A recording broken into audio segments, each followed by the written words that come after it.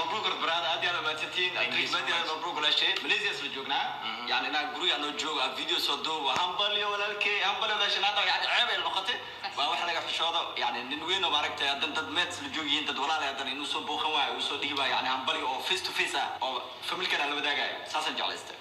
kulanti wacan oo wanaagsan saaxiibayaal meel kasta dunida ka joogtaan halkaad nagala socotaan waa channelka Fandoor Media oo aalamiintu ku biyo barnaamijyo xiiso leh maanta barnaamijkan wuxuu saabsan yahay arrimaheena oo booday arooska actrice Baadiye Nuruddin KL una hambaliyay iyo arrimo badan oo ku saabsan halkan aad ku maqli doontaan saaxiibayaal markii ku horseedayta channelkeena soo booqato subscribe saar gambalada kana furo si ay kugu soo dhacaan waxyaalaha aan soo gelin maalin kasta iyo mar kasta haddaba ku soo dhawaada barnaamijkeena youtuberka caanka ah ee arrimaheena ayaa waxa uu booqday guriga ay ka degan yihiin Malaysia actrice Baadiye Nuruddin KL oo dhawaan ku aqal galay isla wadankaasi Malaysia waxaana ugu hambaliyay arooska ay dhigteen sidoo kale wuxuu ku bogaadiyay arrinta farxadda leh ee ay la soo wadaageen arrimahan ayaa maalmihii ugu dambeysay aan wax hambaliyaha u dirin lamaanahan cusub balse sida uu sheegay waxa uu hubsanayay arooskan mid sax ah inuu yahay iyo in kale weerar badan oo la isdhex mariyeen waxay sheegayeen arrimahan uu ka xun yahay arooska actrice Baadiye iyo Nuruddin KL balse arrintiina asaga soo afjaray oo waxa uu ka dhawaajiyay inuu ku faraxsan yahay arooskan actrice Baadiye iyo Nuruddin KL kana qayb geliyo arooskooda oo mar dhow dhici doona haddana uu xafladooda uga qayb galay ama gurigooda uu ku booqday actrice Baadiye iyo Nuruddin KL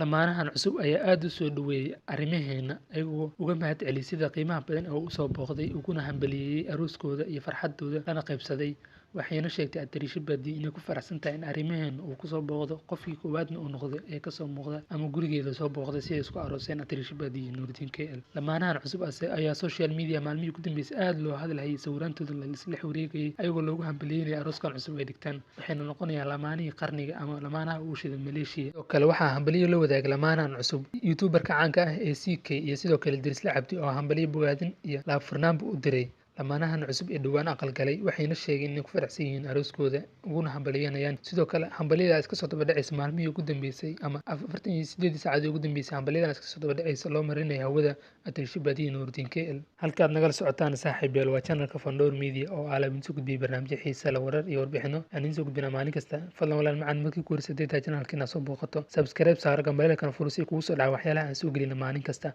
haddaad horey u joogtaan muuqaalkan like saar una sii sheegay asxaabtaada si ay u daawadaan waad ku mahadsantihiin sida qiimaha badan aad noola socotaan mar kasta iyo asxaabta cusub ee nagu soo biirtay dhawaan waa bahda Fandoor Media isku duuban oo idin leh kulanti wacan saaxiibayaal